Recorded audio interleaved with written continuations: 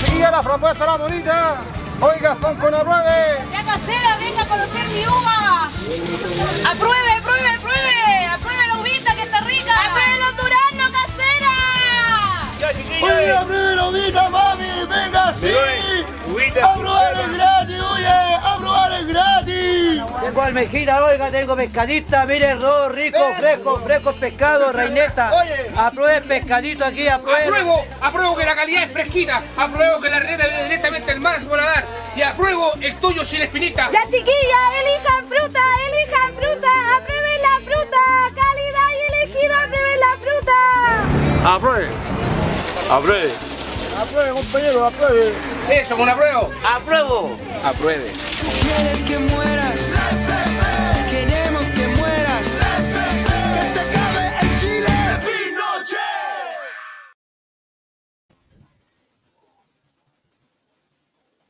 Hola, muy buenas tardes. Saludamos a toda nuestra audiencia en este día, cuando comienza la campaña de difusión del plebiscito. Es por eso el video introductorio que muestra nuestra decidida opción por el apruebo en quizás una de las consultas ciudadanas más importantes de la vida republicana del país. Así que hoy día es una fecha muy importante y bueno, ya todos sabemos cuáles son las opciones, ¿ya? Hoy día vamos a partir con el tema de hoy y también voy a presentar a los invitados.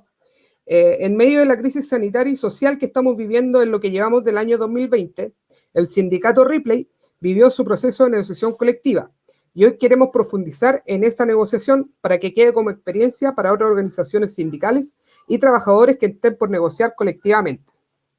Hoy están con nosotros los dirigentes del sindicato Banco Ripley, Denis Castro, secretario del sindicato, y en un ratito más que tuvo unos problemas, se nos va a estar Nicole Mazón, que es la presidenta. En cualquier momento ella se incluye a la conversación, ¿ya? Hola, Denis, ¿cómo estás? Hola, Manu, bien, aquí estamos. Sí, ya dije, tuvimos un problemita con Nicole, pero ella en cualquier momento se une a la conversación. Sí, así es, estaba medio atrasadito por ahí. Sí. Y también vamos a saludar a Juan Vergara, nuestro invitado, que él es el asesor jurídico del sindicato Banco Ripley y quien además tiene una amplia experiencia asesorando a otros sindicatos del sector financiero. Hola, Juan, ¿cómo estás? También.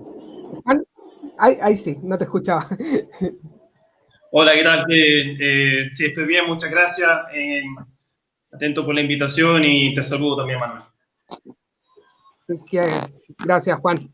Bueno, partamos con un breve relato de cuándo se desarrolló la negociación colectiva y cuáles fueron las circunstancias en las que concluyó. ¿Ya? Para esto, Denis, ¿nos puedes contar brevemente los detalles de este proceso? Bueno, esta negociación empezó, nosotros presentamos el proyecto el 27 de junio, ¿ya?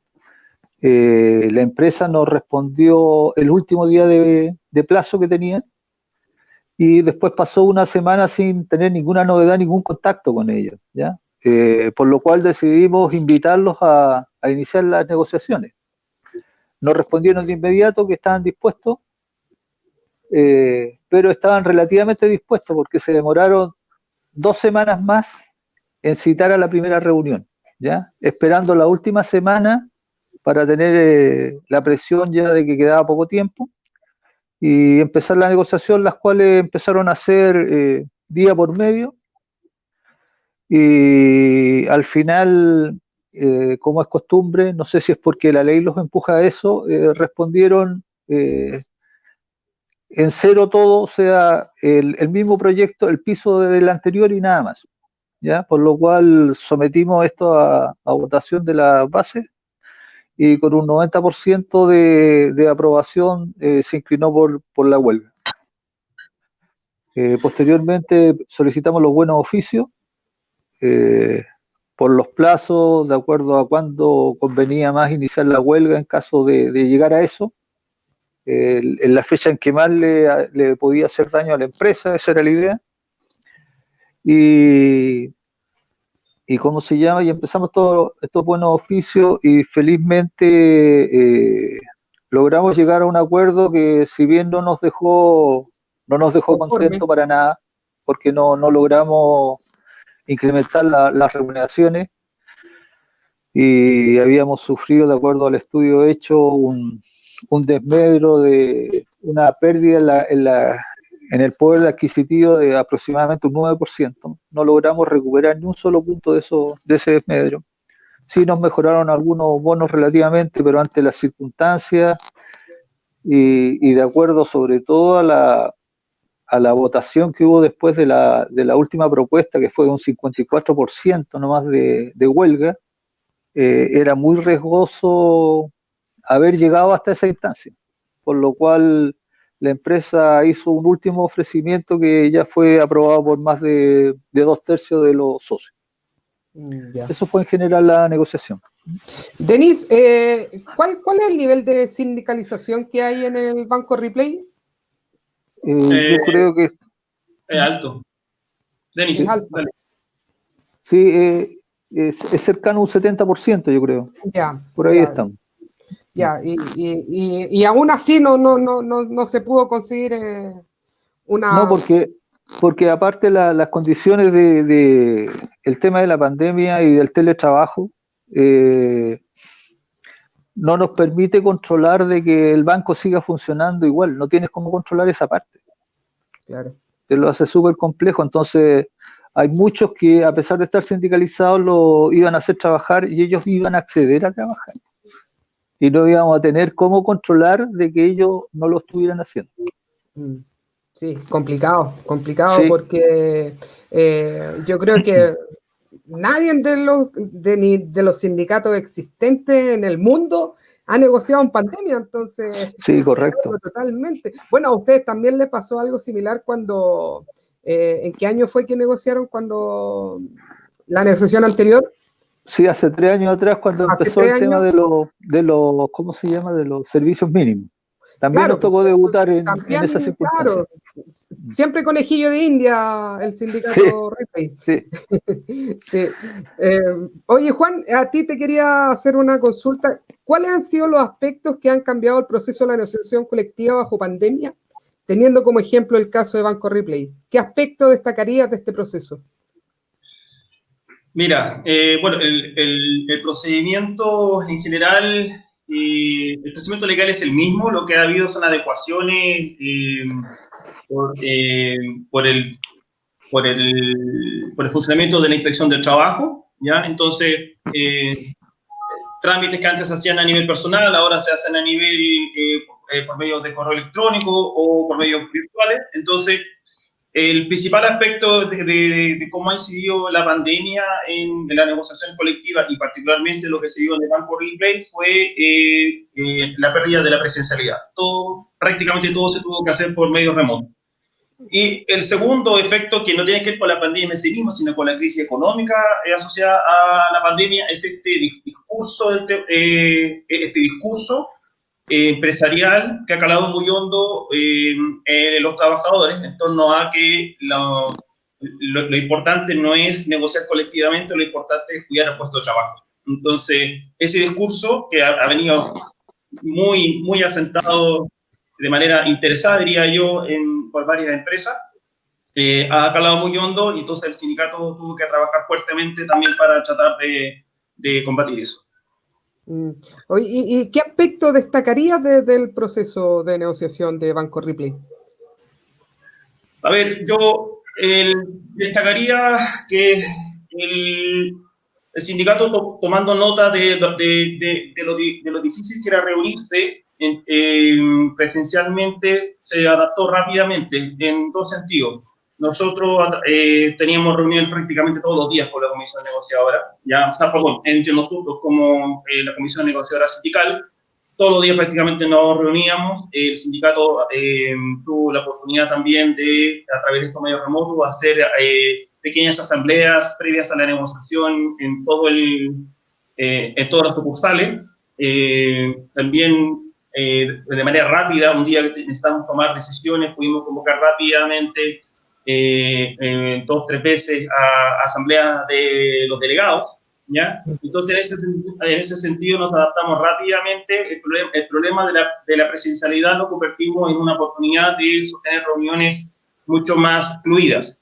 Y lo segundo, como no podíamos llegar a los trabajadores y la mayor parte de los socios estaba en teletrabajo, le dimos muy fuerte al tema de las comunicaciones. Es decir, no había semana que no hubiera un comunicado que diera cuenta de que estaba el proceso, aunque no pasara nada, ¿ya? Durante el proceso de negociación colectiva se desarrolla mucha ansiedad, lógico de parte de la gente. Entonces, era importante tener comunicación constante, centralizada y transversal y clara para todo el mundo. Entonces, en ese proceso de negociación colectiva, solo en el proceso de negociación colectiva terminamos emitiendo 23, 25 comunicados de la negociación colectiva, para que efectivamente el proceso de toma de decisiones fuera más fácil y pudiéramos suplir esta carencia de contacto presencial con las bases. Sí, bueno, generalmente cuando uno negocia, quiere comunicarle cómo va la negociación a los socios. Me imagino que debe haber sido súper difícil en tiempos de pandemia. Entonces, complicado. Juan, ¿y has visto otra negociación colectiva en este periodo? Sí, bueno, algunas que me ha tocado participar y otras que he tenido conocimiento de manera cercana, digamos. En general todo el mundo se está adaptando, porque, a ver, recordemos que cuando comenzó el tema de la pandemia, la reacción original del mundo del gobierno, del mundo político y de las empresas en particular fue: hay que suspender las negociaciones. No se puede negociar en pandemia. Sí, por favor, o sea, esto fue hace 3 meses nomás que el gobierno estaba impulsando un proyecto de ley para suspender todas las negociaciones colectivas y que solamente se pudieran hacer aquellas negociaciones en que la empresa estuviera de acuerdo que se negociara. Entonces eso básicamente le entregaba a la empresa toda la decisión de si se negocia o no, sin distinguir que hay empresas que continúan operando durante la pandemia y entonces que si la empresa, si los trabajadores pueden y están obligados a ir a trabajar, ¿por qué no van a poder negociar sus condiciones? Entonces a mí en lo personal me tocó participar al inicio de la pandemia en una negociación colectiva en Walmart, que se había iniciado antes y llegó marzo, en minuto de la pandemia, y la misma empresa nos preguntó qué íbamos a hacer. Y nosotros dijimos, no, vamos a negociar igual, continuemos la negociación. Se nos había ofrecido de alguna manera a ver si suspendíamos. Y nuestro razonamiento era: mira, nuestra gente tiene que venir a trabajar igual en los supermercados, ¿ya? Esta gente lleva 2 años esperando su mejora de sueldo, no se las podemos negar. Entonces, si la gente se tiene que ir a exponer al bicho, nosotros como comisión negociadora no tenemos excusa para no hacerlo. Entonces, hemos tenido experiencias desde esa hasta experiencias más recientes, ya en plena pandemia, con empresas que están, algunas muy afectadas por la crisis económica, ¿ya? Y otras que en realidad no están tan afectadas por la crisis económica, pero pareciera que la crisis representa alguna oportunidad para bajar un poco las expectativas de los trabajadores. Claro, como era el caso de Banco Ripley, que no veíamos que estuviera mal. Bueno, lo que pasa con Banco Ripley, como los bancos en general, bueno, tal vez el más oportuno hubiera sido que estuviera aquí para explicar esto, el asesor económico del sindicato de la negociación colectiva, pero los bancos de la plaza no están perdiendo plata, están ganando menos, ¿ya? Entonces, ¿qué es lo que pasa? Que los bancos chilenos están muy acostumbrados a ganar mucho dinero. Entonces, en el Banco Ripley pasaba, por ejemplo, el lamento que tiene Banco Ripley es que tiene menos utilidades que las que tenía en 2018. Al parecer, las utilidades del 2018 fueron históricas para el banco y su problema era que el 2019 ganó menos que el 2020. Entonces, el 2019 había sido un año malo porque ganó menos de lo que ganó el 2018 y por lo tanto 2020 era peor que el 2019, que era el año malo. Entonces, desde esa perspectiva, claramente la empresa se sitúa en un escenario de crisis, ¿ya? Donde los trabajadores no podían aspirar a ganar ni siquiera lo mismo que habían ganado en épocas que habían sido mejores. Ese era como básicamente el argumento. Entonces, como yo estoy ganando menos, ¿ya? Tú deberías razonablemente esperar ganar mucho menos también. Eso fue lo que se nos situó como contexto por parte de la empresa. Sí, sí, entiendo.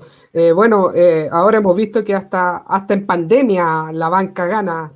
Entonces, no vemos este lamento que siempre nos dice la empresa cuando queremos negociar, no nos ha ido tan bien. Pero claro, como dices tú, porque los años anteriores han tenido cifras históricas, pues. Entonces, es lamentable, es lamentable.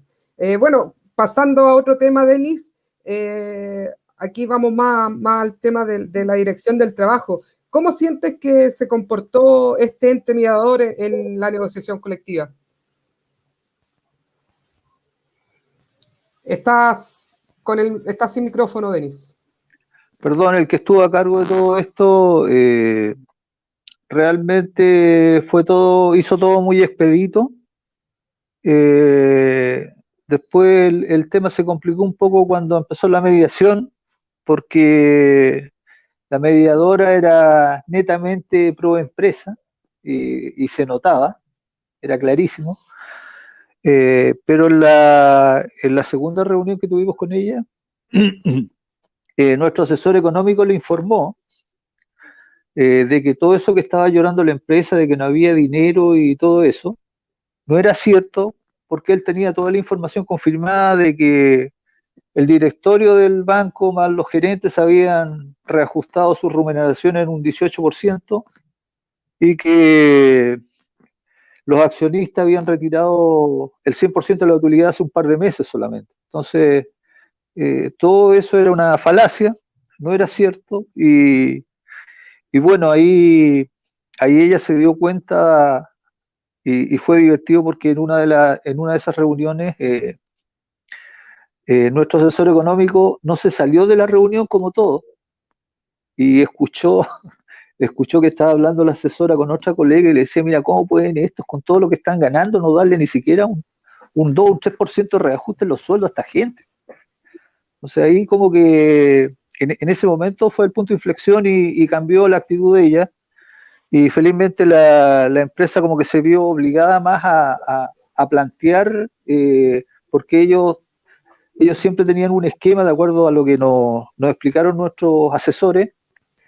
Tienen un sistema de trabajo que van resolviendo como por parte, primero las asignaciones, después los bonos, después los incrementos, y al final el bono terminó conflicto, y dependía de eso la extensión de beneficios.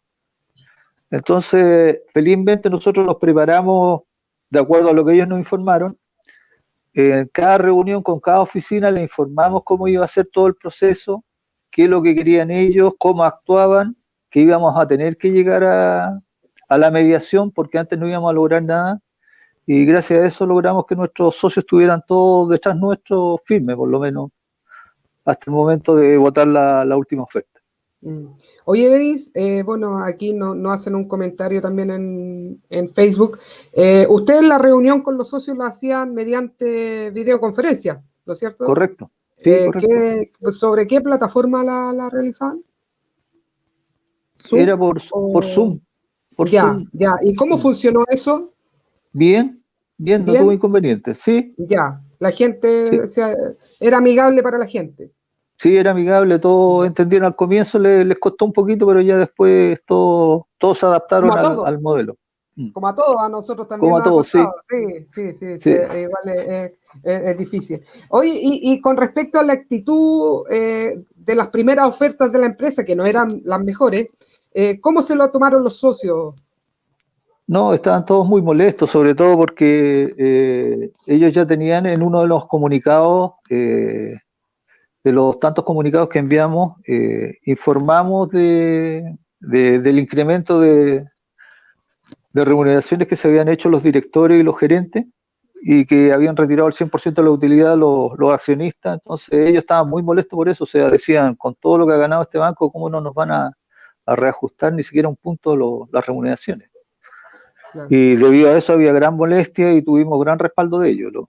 Lo que varió fue después cuando ya se produce el desgaste con el tiempo, ven que se acerca la fecha de que se tiene que hacer efectiva la huelga, y en la última oferta el respaldo ya fue de un 54%, y ya eso colocaba en riesgo todo lo que se había avanzado. Entonces, esa fue la parte más delicada, que hubo que decidir qué hacer, y creo que al final tomamos la determinación correcta, porque yo creo que si nos vamos a huelga nos hubieran hecho pedazos.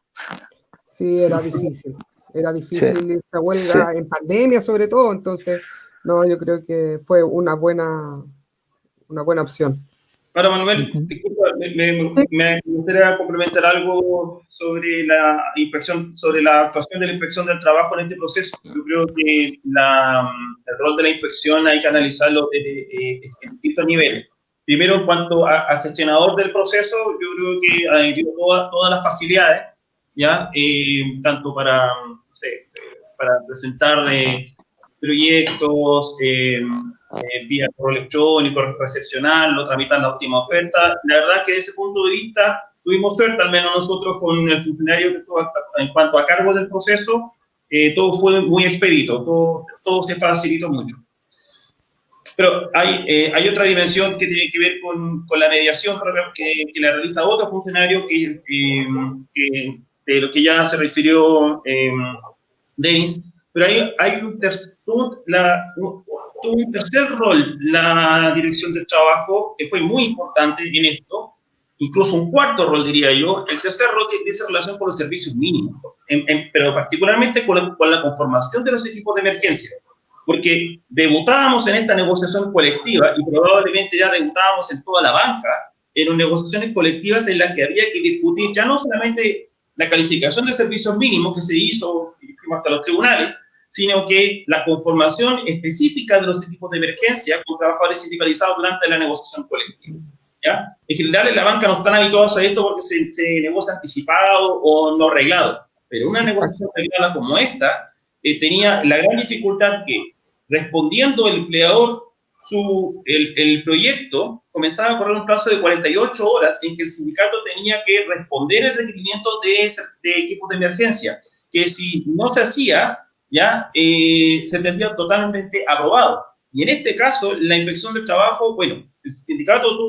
se preparó semanas antes de la negociación colectiva haciendo un mapeo completo de cómo de todos los trabajadores de la compañía, su puesto de trabajo, sucursal por sucursal, de tal manera que pudiéramos responder en un breve plazo de 48 horas, de manera concreta, todas y cada una de las peticiones que hizo la empresa, que la empresa pidió 150 trabajadores para servicios mínimos. ¿Ya?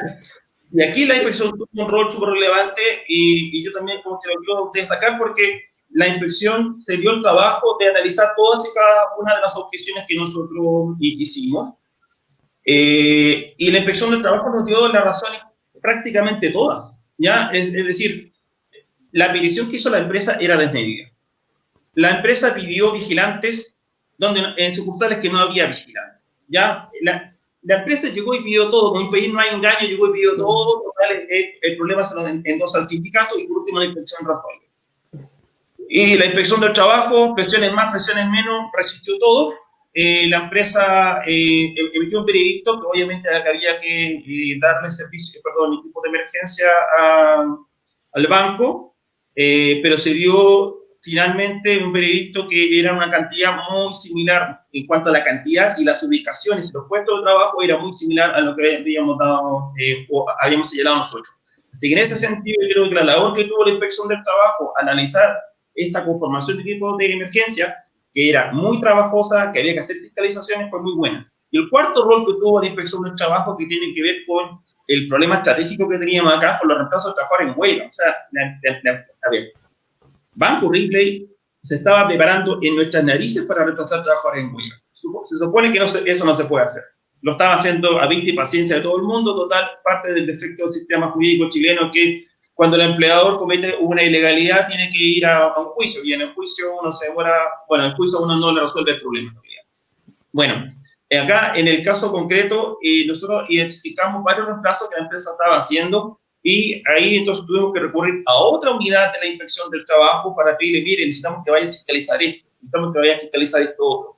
Y ahí tuvimos algunas limitaciones propias de la actuación de la inspección en pandemia. O sea, en pandemia están operando con poco personal, están tratando de priorizar cuáles son las fiscalizaciones que van a hacer, los temas que van a fiscalizar, y algunas de las cosas que nosotros planteábamos no eran urgentes, ¿ya? Y buena parte de las fiscalizaciones también se hacían en vía remota. Entonces, en esta cuarta dimensión, logramos cierto avance, se constataron ciertas irregularidades por parte de la empresa que a nosotros nos iban a permitir después afrontar de mejor manera un eventual juicio por práctica antisindical o desleal o derechamente por reemplazo de trabajadores en huelga, pero claro, teníamos un funcionamiento bastante limitado de servicio. Así que una evaluación completa de la inspección del trabajo requiere ir nivel por nivel, como gestionador del proceso, como mediador en la mediación extraordinaria, perdón, en la mediación obligatoria, en su rol en la determinación del equipo de emergencia y finalmente en estas fiscalizaciones adicionales que pedimos para prepararnos ante un eventual reemplazo de trabajadores en huelga. Sí, sí. Juan, ahí te me adelantaste un poquito. Yo quería tocar el tema de los servicios mínimos. Bueno, primero preguntarte para los trabajadores que nos están viendo en estos momentos, ¿qué son los servicios mínimos? Si nos puede brevemente explicar qué son los servicios mínimos. Mire, como hay trabajadores viéndonos, yo esto trato de explicarlo siempre de la manera más simple. Trato de decir, los servicios mínimos son un grupo de trabajadores que tienen que continuar trabajando, ¿ya? Durante la huelga, ¿ya? Pero que son del propio sindicato, es decir, trabajadores que en vez de estar haciendo la huelga, tienen que estar prestando servicio para la empresa durante la huelga, ¿ya? Es decir, es como el autorreemplazo, ¿ya? Esto es parte del acuerdo político que hubo, por un lado, de prohibir a la empresa que puedan contratar trabajadores reemplazantes o trasladar trabajadores de otra ubicación a que reemplacen su puesto de trabajo, pero solucionaron eso diciéndole que el mismo trabajador tiene que continuar prestando servicio. Entonces, son básicamente, los equipos de emergencia son trabajadores del sindicato que en vez de estar en huelga, están en huelga, pero tienen que seguir prestando servicio. Es una situación bastante injusta. Además, claro, y esta petición la hace la empresa se la hace hacia el sindicato. Exacto. Miren, aquí hay dos fases. Primero es lo que se llama la calificación de servicios mínimos, que se hace antes de la negociación colectiva. De hecho, en Banco Horrible, la calificación de servicios mínimos, que es aquella que apunta a determinar qué actividades tienen que seguir operando durante una huelga, es decir, cuáles son los servicios mínimos que tienen que seguir operando durante una huelga, cuántos trabajadores y cuáles son las competencias técnicas que deben tener, es decir, es una discusión en abstracto, eso se da antes de la negociación colectiva. Banco Horrible eso ya lo zanjó, y durante la negociación colectiva se da una discusión en concreto, es decir, ok, mire, este es el molde, usted, ¿cuántos de estos trabajadores de estas competencias y de estas unidades las tiene que aportar el sindicato durante la negociación colectiva?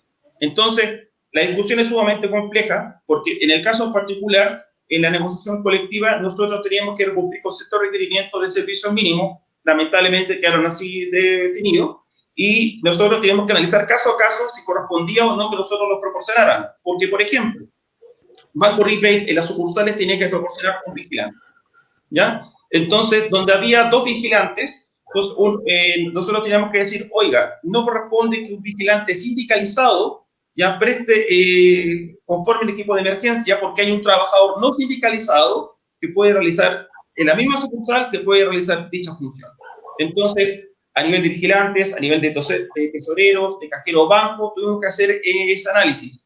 Es decir, el sindicato, los equipos de emergencia, solamente tiene que proporcionar socios para que lo conformen en la medida que no haya un tercero no sindicalizado que realice o pueda realizar dicha función.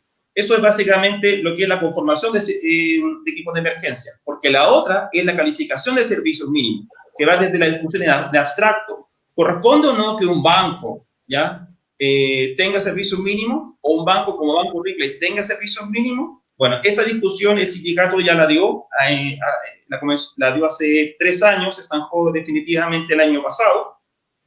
Cabe destacar que Banco Ripley fue el primer sindicato de toda la banca que le tocó discutir sobre esto, ¿ya? Y Banco Ripley, el directorio tomó la decisión de no de oponerse a esto. Dar servicios mínimos era inferirse una tremenda lesión en caso de una eventual huelga. Entonces, Banco Ripley no se opuso a la petición que hizo la empresa en su oportunidad. De paso, de los 800 trabajadores que tenía Banco Ripley hace 3 años, la empresa pidió a 399 trabajadores para equipos de emergencia. O sea, pidió prácticamente el 50% de la dotación. Entonces, el sindicato se opuso a la petición del banco,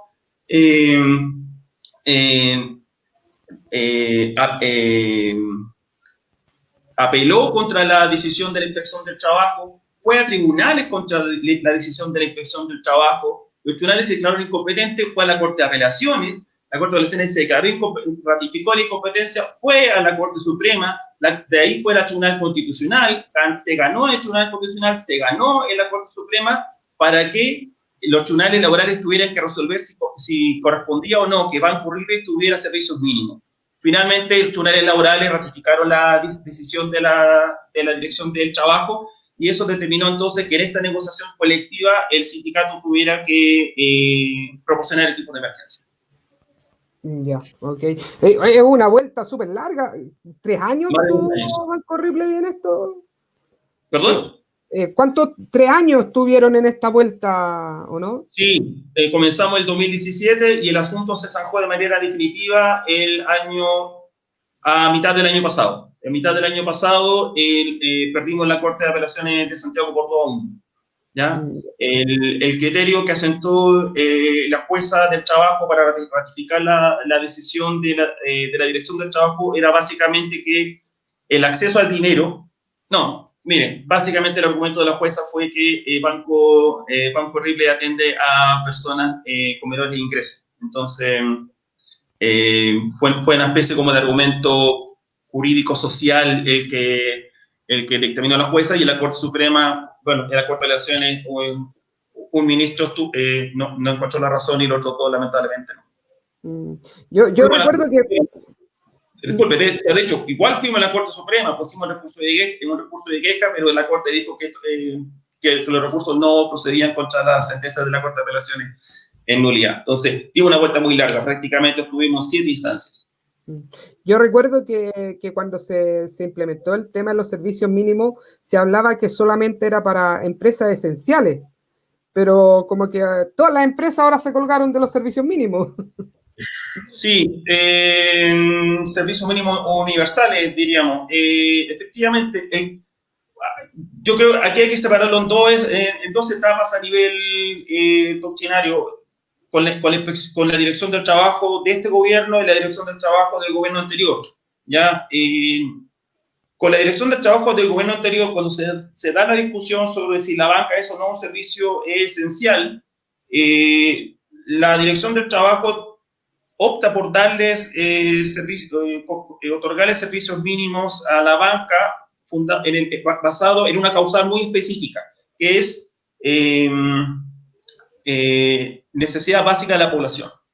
Se determinó ya que el acceso al dinero, que el acceso a su dinero, el que por ejemplo las personas pueden tener en su depósito a plazo, por ejemplo, ya que era una necesidad básica de la población que no podía ser negada por el derecho a huelga de los trabajadores. Entonces, que en circunstancias como esas, ¿ya?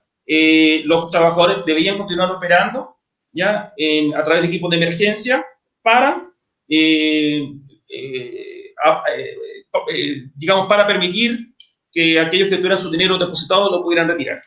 Ese fue el criterio que se utilizó en la primera etapa de la Dirección del Trabajo. Necesidad básica de la población. El criterio similar, esa causal similar también se utilizó en el caso de Banco Chile, que fue la segunda calificación de servicio mínimo que se hizo después, ¿ya? pero cambió con este gobierno. La instrucción que dio este gobierno a través de la Dirección del Trabajo era que se dieran todos los servicios mínimos que fuera posible, que se dieran más servicios mínimos que los que se daban antes. Entonces, esto lo vimos en la calificación de servicios mínimos de Banchile. Banchile Inversiones, por ejemplo, que es una corredora de bolsa y una administradora de fondos generales, fondos mutuos, etcétera, cambió la causal a utilidad pública. Entonces, fíjese, los bancos ya estaban bajo la causal necesidad básica de la población, pero una corredora de bolsa está como servicio de utilidad pública. Y bajo ese concepto lo utilizaron como paraguas para dar una cantidad de servicios mínimos increíble, de hecho, en una corredora. O sea, si usted tiene dudas de que un banco o un banco como Banco Horrible puede ser necesidad básica de alguien, porque además, ¿cuánto representa Banco Horrible para la economía de este país? ¿Ya? Imagínense lo que significa calificar como necesidad básica a la población, perdón, como servicio de utilidad pública para servicio mínimo a una corredora, ¿ya? Entonces, dieron mucho más, básicamente le garantizaba a empresas como Banchile, corredoras de bolsa, mantener su continuidad operacional durante todo el proceso de huelga. Claro, claro, sí. Bueno, lo que nos dice Marco también, que la Asociación de Bancos defendió fuerte los servicios mínimos por el tema de cautelar la cadena de pago. Pero hay empresas que pueden continuar con la cadena de pago, el caso de Servipag, se puede continuar con la cadena si es que un banco se va a huelga. A nosotros nos dijo, a ver, Denis, Manuel, hubo una reunión sí, hace 3 años atrás que se nos dijo que, miren, algo así como, miren, en realidad a nosotros esta cuestión de los servicios mínimos no nos interesa mucho, pero es una cuestión más bien de la industria, y si tenemos que ir hasta la Corte Celestial, tenemos el mandato de que si tenemos que ir a la Corte Celestial, ya está, ya iremos para resguardar la cadena de pago. Entonces, era absurdo, o sea, la banca mandó a Banco Horrible a dar la pelea por toda la banca, ¿ya? Porque era una cuestión como de principios para toda la banca que no se podía romper la cadena de pago. Claro, claro. Bueno, recordar también que la Confederación Bancaria fue una de las de las organizaciones que rechazó los servicios mínimos en la banca. Entonces, estuvimos dando la lucha, pero lamentablemente no se pudo. No sé si te recuerdas, Denis.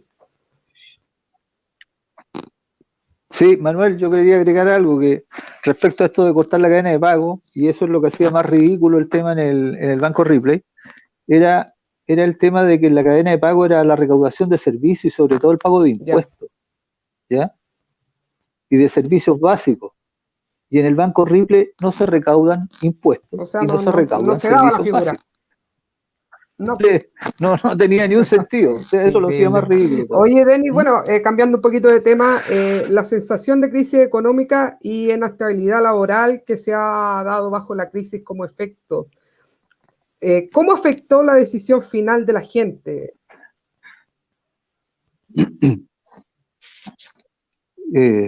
Bueno, toda la gente viendo la cantidad de desempleados que había y que iba a seguir aumentando, no querer exponerse a pasar por ello, a quedar sin fuente laboral, ni siquiera a suponer de que pudiera ocurrir más adelante si es que ellos tomaban la determinación de ir a huelga, los amedrentó enormemente. O sea, no cabe ni una duda de que el miedo fue mayor.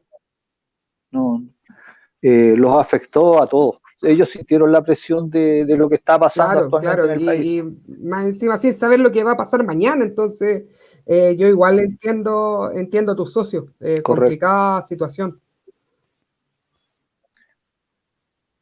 Sí, había mucho, bueno, entre los socios que teníamos y que en el grupo los delegados que whatsappeaban, sobre todo los que eran como de recursos humanos, estaban a cargo de con quién negociábamos, eran los que más ejercían presión, como que ¿por qué estábamos exigiendo tanto? ¿Por qué pedíamos tanto? Que nosotros no estábamos pidiendo nada del otro mundo, ¿ya?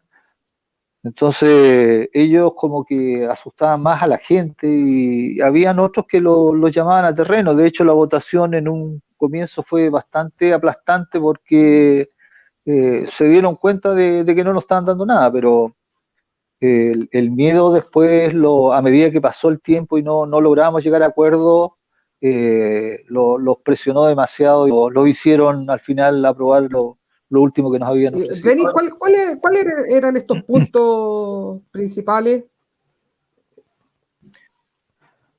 El punto principal para nosotros era el incremento de sueldo y que no lo logramos, ¿ya? Porque, como te explicaba yo, de acuerdo a lo que nuestro asesor económico nos dio a entender y nos expuso, nosotros perdimos el poder adquisitivo casi en un 10%, o sea, tú tenías mucha menos capacidad cada mes y queríamos recuperar aunque fuera parte de ella y no lo logramos.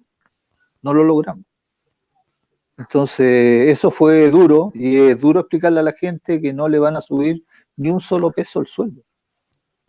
Logramos cosas complementarias como que le mejoraron un poco la locomoción, la colación, algunos bonos de vacaciones, qué sé yo, los aguinaldos de diciembre, de Navidad, de fiestas patrias, pero todo muy marginal, al final se resumen a unos pocos pesos nomás. Sí, bueno, tú nos señalabas al principio que como directiva no quedaron conformes con lo obtenido. Teniendo claro que estamos en crisis, ¿cuál debería haber sido la actitud de la empresa frente a las demandas de las y los trabajadores? Es que ellos siempre carecen de empatía, pues ese es el tema. Circularon muchos videos donde felicitaban a toda la gente por ser la primera línea de la empresa, como dándole unas palmaditas en la espalda, oye, qué grande el esfuerzo que hicieron, los felicito, pero cuando llega la hora de recompensar a estos trabajadores no hay nada, y de eso es lo que se da cuenta la gente, de todo el sacrificio, todo lo que se exponen, el riesgo que corren, y al final, por nada, ni siquiera les reajustan 1 o 2 puntos su remuneración. Ese es el gran dolor que sintieron todos, y por eso que creemos que no fue satisfactorio, en absoluto. Sí. Juan, ¿tú sí quieres aportar? Sí, a ver, porque uno, un matiz y otro, una explicación respecto de la expectativa. Yo creo que ese es un llamado de alerta para todas las organizaciones sindicales. El matiz en cuanto a cómo se aprueba finalmente la última oferta que hace la empresa, ¿ya? En un hecho inédito, bueno, la última oferta formal que presenta la empresa se rechazó, ¿ya? Porque esta empresa tiene la costumbre, como muchas empresas tienen la costumbre, de entregar como última oferta solo el piso de la negociación. Es decir, en mesa te dicen una cosa, te mandan un correo con cierta cosa, pero al momento del documento que se somete a votación, viene en cero, en el piso de la negociación. Para nosotros eso es una práctica desleal de la negociación colectiva, por cierto, pero bueno, es lo que ocurrió. Entonces, es esperable que cuando a uno le ofrecen cero, tenga que votar la huelga. Digamos que la empresa contaba con eso para que fuera. Lo que no era esperable es lo que pasó después. Durante el proceso de mediación, ¿ya? La empresa hace una oferta final, ¿ya? Una oferta final que venía más o menos los términos que tenemos, con incrementos, cero incremento de sueldo, con incrementos en asignaciones mensuales de movilización, colación y asignación de caja, que iban desde 9.000 hasta 16.000 pesos según el trabajador, ¿ya?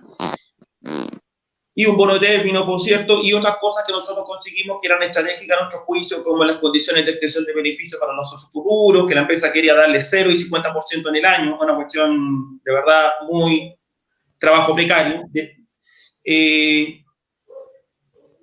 Eso lo habíamos más o menos conseguido, pero como comisión negociadora nosotros no estábamos en condiciones de decir, mire, tenemos preacuerdo con ustedes. De hecho, llevamos a votación esa última oferta que hizo la empresa durante los buenos oficios, la llevamos a votación sin que la directiva llamara a aprobarla, ¿ya? Tampoco la llevamos a rechazar, ¿ya? Porque entendíamos que esas últimas ofertas de partida no era lo que la gente esperaba, pero además tenía el problema que nosotros no podíamos salir con preacuerdo de una propuesta que no tiene incremento de sueldo. Bueno, pasó algo totalmente inesperado de los cómputos de varios, ¿ya? Hasta ese día, lo que se transmitía con muchas personas era que el miedo, lo que me ofrezcan yo lo acepto, etc. Entonces, con señales como esa, uno decía que esto iba a estar más o menos 60-40, que se iba a aprobar, que decir, que muchas personas iban a rechazar, pero que una mayoría iba a aprobar. Y se produjo todo lo contrario. ¿Ya? Las personas, los socios, cuando conocieron la última oferta de la empresa, fueron en masa a votar, comillas, en masa a votar por medio electrónico, ¿ya? Y se rechazó. O sea, Banco Ripley estuvo a un día de esa huelga, ¿ya? Se rechazó, se hizo la votación y se rechazó. Cualquier sindicato hace esa votación y la otra la está firmando. En nuestro caso no fue así, se rechazó. ¿Y eso qué implicó? Y esto es más bien mérito de los socios, absolutamente. Ellos dijeron, nosotros rechazamos esto, mañana estamos en huelga. Esa fue la decisión de la gente. ¿Ya? No hay un solo comunicado, ni un solo WhatsApp de los dirigentes llamando a votar esa huelga. Los socios se rebelaron, dijeron, no, en estas condiciones nosotros vamos a huelga. Y lo que ocurrió entonces, que la empresa tuvo que esa tarde citarnos a una reunión extraordinaria a ofrecer más dinero, ¿ya? No hizo crecimiento en incremento de sueldo, limitaciones del directorio, ¿ya? Pero sí se llenó y hizo un incremento sustantivo en el bono término respecto a lo que estaba ofreciendo antes. O sea, incrementos de hasta un 33% según el tramo de incremento en el bono de término, ¿ya? O sea, puso mucho más plata. La empresa tuvo que salir a poner plata que no tenía prevista, seguramente. Con eso en la mano, nosotros entonces después armamos una reunión extraordinaria con delegados que se extendió casi 3 horas, en la cual uno por uno todos los delegados del país conversamos, ¿ya? Cuáles eran las condiciones que ellos creían que debía tener la última oferta, una nueva oferta de la empresa para llegar a acuerdo, o al menos para firmar un contrato colectivo sin necesidad de que estemos de acuerdo con ese contrato colectivo. En general, apuntaba a término. En general, si se mejora, la gente entendió que esas condiciones, si se mejoraba sustantivamente el bono de término, ellos estarían por aceptarlo. Finalmente, eso fue lo que ocurrió, la empresa mejoró sustantivamente el bono de término, y al día siguiente de la tercera votación que hubo entonces en el proceso de negociación colectiva, finalmente se aprobó la oferta de la empresa, pero también como por 60-40, ¿ya? O sea, hubo, aún así, con un alto nivel de rechazo, o sea, un alto nivel de personas que estuvieron dispuestas a irse huelga igual, ¿ya? Más otro porcentaje que dijo, mira, no es lo que yo quería, pero entre las condiciones ambientales y las condiciones personales y lo que están ofreciendo, me parece que lo que ofrecen es suficiente como para dar mi aprobación a que se firme el contrato colectivo. Ese sería como el pequeño matiz que quería hacer respecto al proceso. O sea, no fue... y esto responde a lo siguiente, porque... Y aquí quiero hacer un llamado, digamos, un llamado de atención, porque está muy extendido en varios dirigentes sindicales que antes de negociar ya se están dando por derrotados. Yo he escuchado a varios dirigentes sindicales que, mira, nosotros queríamos pedir esto, pero ahora como está la cosa, vamos a tener, con suerte, lo que nos den. ¿Ya? Eso yo les diría, sobre la base de la experiencia de lo que pasó en Banco Ripley, eso es un error estratégico, porque lo que en realidad ocurre, claro, la gente no se entiende que no están en las mejores condiciones para hacer una huelga. ¿Ya? La gente en general no se quiere ir a huelga. Pero la gente sí tiene muchas expectativas, ojo con esto, la gente tiene muchas expectativas de que el esfuerzo que están haciendo por trabajar durante la pandemia, la exposición al bicho que tienen por ir diariamente a las sucursales, ¿ya? Y sobre todo, ojo, el daño, ¿ya?, que tienen todos los trabajadores que tienen rentas variables, ¿ya?, que no han podido vender, no han podido comisionar, entonces están con sus remuneraciones por el suelo. Todo eso la gente espera que se lo compensen, ¿ya? Entonces, llegan con toda esa carga emocional y de expectativas a que sean compensadas en la negociación colectiva. Entonces, lo que está pasando es que puede que a más de un dirigente sindical, sus socios le estén diciendo por interno, mire, con que me mantengan lo mismo y me den un bono chico, yo me conformo. Pero lo que en realidad esas personas esperan y no han sido muy explícitos es que la empresa les reconozca, ¿ya?, todo el esfuerzo que han tenido durante la pandemia y todo el daño que han tenido. En la conversación con los delegados, a nosotros no, la intervención de una delegada fue muy explícita. Dijo, yo rechazo este bono de término de la empresa porque este bono de término que está ofreciendo la empresa me la pagué yo, con 2 meses sin comisionar. Entonces, cuando tú tienes una masa laboral tan dañada como la que tenemos hoy en día, no hay negociación colectiva que lo pueda estar contento. Porque ninguna negociación colectiva, con el bono término que tenga, con el incremento de sueldo que tenga, les va a reparar el daño ya que han tenido los trabajadores con renta variable en la banca.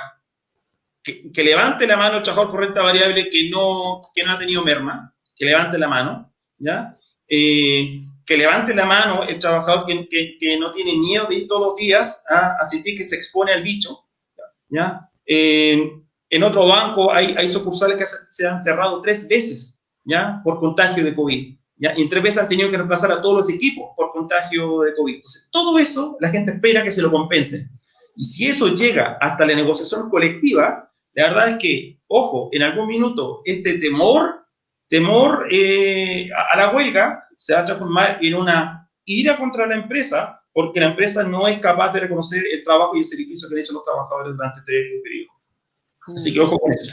Sí, importante, como tú lo mencionabas, decirle a los trabajadores que bueno, que de repente le endosan mucho la responsabilidad a sus dirigentes sindicales, pero tienen que saber que ellos son los que tienen la fuerza y ellos en una negociación colectiva son los que pueden aceptar o rechazar la propuesta, como fue en el caso de Ripley, porque si en el caso de Ripley los socios hubieran aceptado, no hubieran aceptado las migajas que le estaba dando Banco Ripley. Entonces es muy importante también mencionarle eso a los trabajadores, que también se empoderen y se organicen.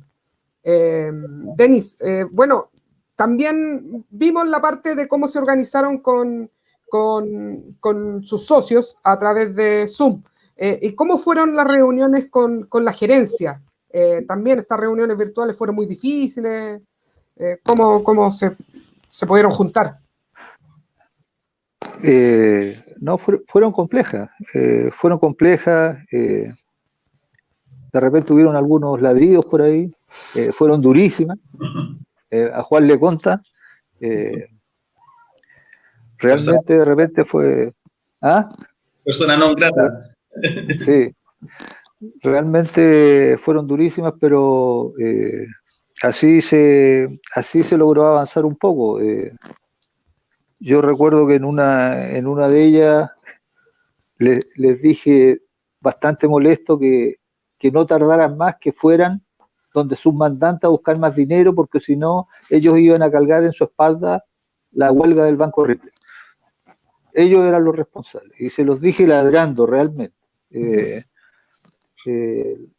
Después de eso vinieron con más, pero aparte de todo el trabajo que hace todo el equipo, sí, es un conjunto que tiene que trabajar en esto y es durísimo. Y lo otro que no te había señalado, Manuel, era la preocupación que teníamos por la preparación para la huelga que tenía el banco, ¿ya?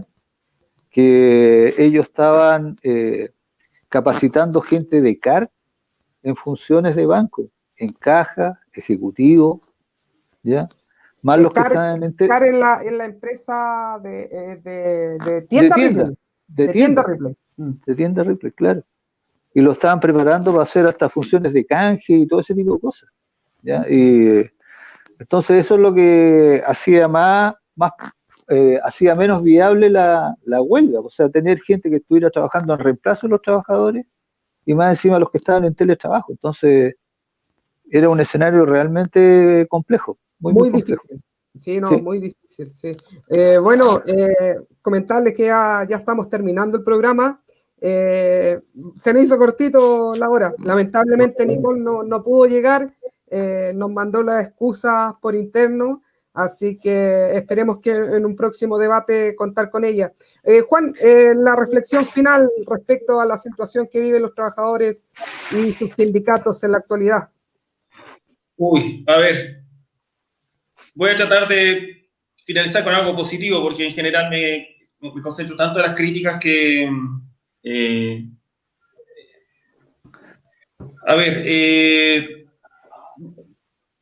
yo creo que esta, es una crisis, estamos viendo una crisis y las empresas están aprovechando, era que no, la oportunidad de cambiar. Pasaron rápidamente una ley de teletrabajo que casi no se pudo discutir, hoy ya estamos viendo las consecuencias, y así están presionando por una serie de legislaciones flexibilizadoras para sus intereses. Yo creo que esta pandemia tenemos que tomarla como una oportunidad en un doble sentido. Primero, es la oportunidad que tienen los sindicatos, los trabajadores, de entender, sobre todo aquellos trabajadores de empresas que se han visto muy afectadas por los contratos suspendidos, por ejemplo, es la oportunidad que tienen los trabajadores de entender de una vez por todas que solo el sindicato los puede proteger. O sea, solo el sindicato, O sea, esa empresa que te llamaba colaborador, que tú eres lo más importante, y que yo no te despido, te desvinculo, resulta que ahora te tiene con el contrato suspendido durante 3, 4, 5 meses y trabajar embarazadas también, Entonces, es la oportunidad que tiene a nivel conceptual y político el trabajador chileno, de entender, que es un número más en la compañía, para la empresa, y que la única posibilidad real que tiene de mejorar, aunque sea mínimamente sus condiciones, son a través del sindicato. Y los sindicatos, yo creo que también tienen la oportunidad con esta crisis de romper con esa idea del sindicato de empresa, entendiendo el sindicalismo de empresa como el sindicato como que fuera una especie de extensión de recursos humanos, cuya misión es levantar temas a la compañía, o como que el sindicato fuera una especie de bienestar, cuya misión es dar bonos o cajitas durante el año, o que el sindicato es una especie de cuenta de ahorros en la cual yo deposito mensualmente tanta cantidad de dinero y espero que al término del año se me restituya en dinero o en beneficios al menos lo mismo que yo deposité, si es que no más. Entonces, yo creo que hay que tomar, esto es una tragedia, no hay como, digamos, aminorar eso, es una tragedia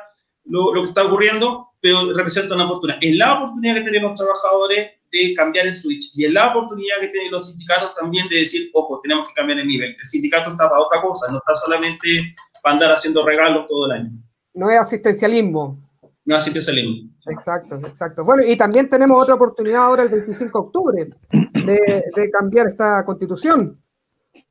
Por cierto, que de hecho escuchaba la crítica de alguien en un foro de la mañana que no se ve mucho trabajador ni dirigente sindical debatiendo sobre esto y sobre el contenido que la Constitución debería tener en todo el tema laboral, por ejemplo. Entonces, como Confederación Bancaria está muy avanzado el tema previsional, pero en el tema laboral en particular nos estamos quedando un poco cojos. Reconozco el esfuerzo de los académicos de distintas universidades, algunos quienes conozco personalmente les agradezco su intento, pero falta más participación de los trabajadores en lo que va a ser la definición de sus condiciones estructurales en la nueva Constitución. Sí, de todo modo. Bueno, nosotros también pensamos y también hicimos un debate sobre la negociación ramal, que lo importante que sería llegar a eso, negociar por rama en nuestro objetivo como Confederación Bancaria. Entonces, para poder lograr esa negociación ramal, necesitamos esta nueva Constitución. Entonces, por eso es muy importante que la gente, los trabajadores vayan a votar el día 25 de octubre y por el apruebo. Y la Comisión Constituyente, por supuesto. También, pues, también. Sí, así que muchas gracias, de verdad. Cuéntame, Juan. Sí, ojalá que todos los sindicatos estuvieran en esa sintonía, y creo que en general los sindicatos están todavía luchando todos los días contra cómo la pandemia les afecta a ellos y a sus asociados, Entonces llegó el momento, no queda más tiempo que en general los sindicatos puedan armar cruzar esa línea que estableció Jaime Guzmán en el Código del Trabajo, diciendo que los sindicatos tienen que ser gremiales, no dedicarse a temas políticos. Llegó el momento de cruzar esa línea, los sindicatos deberían públicamente comprometerse, pero internamente también convencer a todos sus asociados, llamarlos a votar y a votar obviamente por el cambio de esta Constitución, por una nueva Constitución. por lo menos en la Confederación Bancaria en eso estamos. Así que, Denis, agradecerte, muchas gracias. Bueno, ya mencionamos que Nicole no pudo llegar, nos mandó la excusa. Así que gracias, Denis, gracias, Juan, por participar. Muy bueno el conversatorio. También agradecer a los televidentes, a Claudia Muñoz, que siempre nos acompaña, Ana Luz, Romy Rodríguez, Pamela. Mira, Carlos Polito, saludos de la bancaria de San Miguel, Buenos Aires. Saludos, Carlos, desde Buenos Aires nos ven. Así que esto es lo bueno del internet, que nos pueden ver en todo el mundo. Así que no, saludos también a R. Torres, a Gabriel, a Marcos, que nos estuvieron acompañando, Luis Mesina, que también estuvo aportándonos con algunos datos, a Evelyn. Y bueno, por ahí si se me queda alguno, pedir las disculpas, pero muchas gracias por participar.